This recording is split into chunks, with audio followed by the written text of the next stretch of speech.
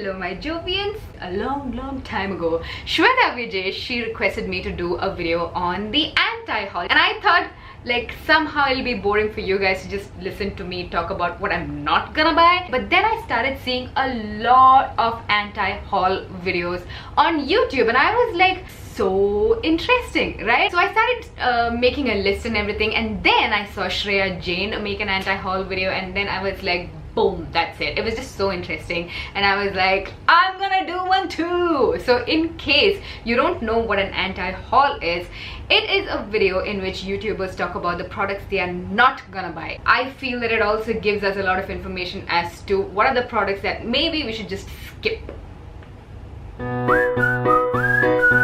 Please click the red subscribe button and the tiny little bell right next to it so that you don't miss any of my videos. First one on my list is the Kim Kardashian contour palette. I'm just like not into the whole Kardashian Jenner clan. You're paying $48 and that does not include shipping, and you just get basically so much product and it just breaks off easily. And I mean, contour product is... And on the same note, after trying the Kylie Jenner lip kit, I also decided to not buy any more of the Kylie Jenner Cosmetics as well. I've made a full video on this. You can click right here. You can check it out yourself. So nothing in the Pat McGrath kit actually looked very different or unique to me. We have a lot of gold metallic eyeshadows. I don't need all of those sequins, and I don't need a mixing medium. None of those stood out to me. And if you just need one eyeshadow, you have to buy like an entire kit. So if you need 3 different eyeshadows, you need like 3 different kits, and you'll have a lot of repeats. And Jaclyn Hill's Morphe palette. Now I know that the Morphe palette looks amazing, especially the Jaclyn Hill one, because it's literally got every single color that you might need. All of those colors, a bunch of neutrals and a bunch of metallics and a bunch of greens, blues and teals. We've seen it, we've got it. Yeah, so it's really not calling my name. The Benefits two-tone lipsticks. I've got a Laneige two-tone lipstick that was featured in one of my earlier Korean lipstick video, and even then I was like, kind of not feeling it. And even the Benefit one, which released so many months later, I don't know, it's just not interesting. Like, I feel like this video is not interesting anymore. But yeah. And you know what, Benefit has also got an eyeshadow kit kind of a thing with a ball applicator. That is what L'Oreal came out like 4 or 5 years ago, and people really dissed it so bad. Like basically the applicator of the eyeshadow is a ball shaped sponge tip applicator, and you have to like swipe it across the eyeshadow, and you just do one swipe and supposedly you get like a beautiful eyeshadow application. Come on now, these gimmicky beauty products I think have to really get out of the way. Because cushion foundation, I would love to try cushion foundation, guys. If you watched my Indian makeup versus Korean makeup, I detailed as to why I can't really have a cushion foundation. I believe Laneige or something has released a dark shade of cushion foundation in the US, but it's not available here in the Middle East or in India or any of the places that I have access to. Ruben's home and I cannot film when he's listening to me, so I gave him some snacks and I put him in the bedroom, and now we can continue. And this guy over here, he wants food as well. I feel like the 2 boys, the only thing they need from me is food.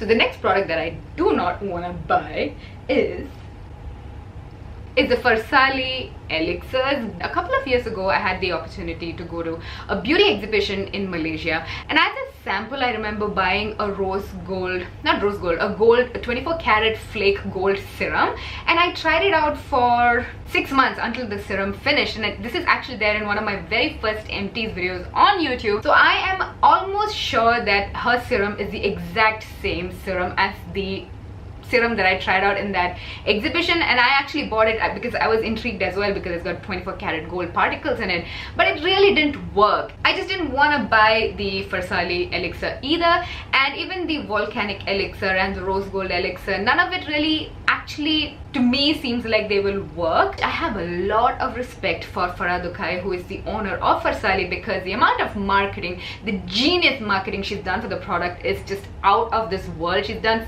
such an amazing job, and she's grown fabulously over the years. Highlighter kits, any highlighter kits, the Anastasia highlighter kits, or the what else comes with it? I've got plenty of highlighters. You should check out this video if you want to see my favorite highlighters, by the way. But you know what, on your skin they all pretty much look the same. You know what I'm saying? You don't need a whole kit. You don't need 6 different shades, and you use such tiny little amount of a highlighter, and the pans are like just so large, you'll never really get through it. You'll take like 5 years to just finish one pot. On the same lines, let's talk about the duochrome unicorn highlighter kits. Those I really don't get it, okay? Unless you're going to a festival, which is non-existent in this part of the world, I don't really understand why I'll need like a blue toned highlight on my face. It really doesn't accentuate your natural beauty. You could probably use a dual toned eyeshadow to get the same look. So I'm not gonna spend like $40, $50, $60 to get a unicorn highlighter kit like the Anastasia, I think it's the Aurora palette, and even Kat Von D has her little triangle prism palette, and that prism palette, it's literally the size of my hand, and I've got really tiny hands. Rainbow highlighters, never got the whole point of it. I've never even tried it, never experimented, never played with it, because why would you need a rainbow stripe on your face? Why? I don't get it. Never did it. Not interested. I get a lot of requests from you guys to review Jeffree Star products, but I just don't want to support a person who has such an aggressive nature. As a business, like look, none of us are perfect, okay? And none of these business heads are perfect either. None of the brand owners are perfect either. But as a brand owner, I feel like he should be responsible towards his brand and kind of keep a clean image for the sake of his brand. Do not be racist. Do not call people irrelevant rats just because you don't like them. Do not call people pathetic. Do not call such hurtful, demeaning words to people who could potentially be your customers. Not really into the Jeffree Star products. I've heard that they're really good, and I really would have liked to try his eyeshadow palette because it looks amazing and those colors are just right up my alley, but nah. The same thing goes for Lime Crime products as well. I mean, they have a history of scamming their customers, so I don't really want to push these kind of products to you, because I, as a blogger, I feel responsible towards you guys when I recommend products to you, because I don't want you to go and spend your money on products who are not responsible, or brands who are not responsible, when we have so many brands and so many options. Just because we don't have a Jeffree Star palette doesn't mean that we can't have a really banging eyeshadow look. You know what I'm saying? And the same thing also goes with all of non-cruelty free products. I do get a lot of products sent to me which are not cruelty free, but I myself, for the last 3 years, I believe, I've not purchased a single non-cruelty free products. If you are wondering what is non-cruelty free product and all that, please Google it. There's way too much to talk about in this video. But products like L'Oreal, Maybelline, Revlon, I'm just so sad to say that they test on animals, and really cruelly. I mean, they don't have to put things in a bunny's eye just to make sure that we can have a lipstick. So I will not be purchasing any Rimmels or Maybellines or L'Oreals myself.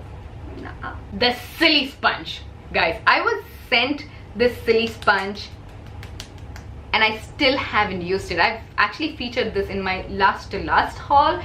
It's really fun to play with. It's just so damn squishy and just so soft, but I don't like to just apply makeup when I'm bored. So when I'm doing a beat face, it's because I need to go to an important place or film a video. So I have no time to experiment with this and have a crappy makeup day. You know what I'm saying? So I've never even used this. So if it wasn't sent to me, I wouldn't have ever bought it.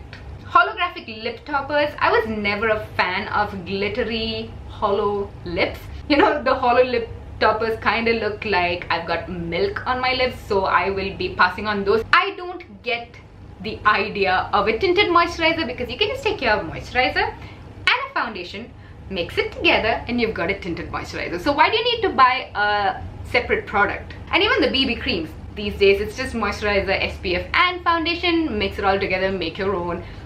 But I have a few because, you know, for the purpose of creating videos. Makeup Revolution dupe palettes. I am a huge fan of Makeup Revolution products. I believe that they make amazing, affordable, cruelty-free products. But when they copy a brand, like name to name, packaging to packaging, colors to colors, and formula to formula, I just cannot support a product like that. Kat Von D recently called out Makeup Revolution because they literally duped out one of her Shade and Light palette, and the Makeup Revolution palette was called Light and Shade or something like that.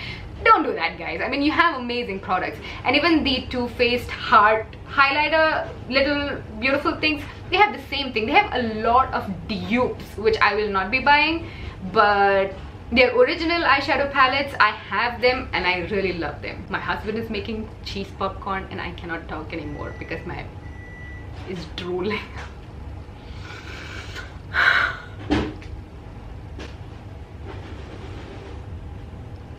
So that's all for this video, guys. I hope you found this helpful in some level. I hope you enjoyed it. Maybe you found it entertaining. If you did, please give this a thumbs up, and I shall see you next Monday with my Athens vlog. I had lost my Athens footage and I found it and I was so excited, and I've created a 5-minute video out of a 24-hour day-long visit to Athens. That's gonna be fun. And if you're not into travel vlogs, next Thursday I'll be having my morning routine, or like wake up with me kind of a vlog. So until next time, I shall see you on Instagram. Thank you so much for watching.